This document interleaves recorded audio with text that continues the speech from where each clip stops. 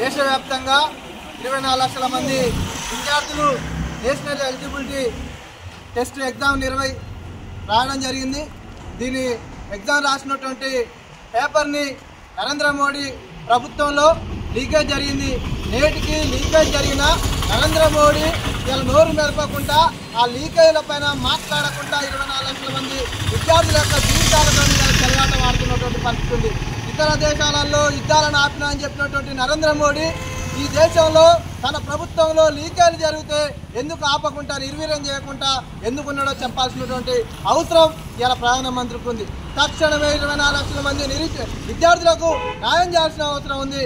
తక్షణమే ఆ ఎగ్జామ్ని రద్దు చేసి మళ్ళా నిర్వహించి ఏదైతే గత రాష్ట్ర ప్రభుత్వాలను ఎగ్జామ్ నిర్వహించడానికి అవకాశం ఉందో తిరిగి అవకాశాన్ని మళ్ళీ కల్పించాల్సినటువంటి అవసరం ఉందని చెప్పి మేము పీడీఎస్గా, ఎస్ఎఫ్ఐగా, పీవీఎల్గా రాష్ట్ర వ్యాప్తంగా కూడా పెద్ద ఎత్తున కూడా ఆందోళన కార్యక్రమాలు నిర్వహిస్తున్నాం.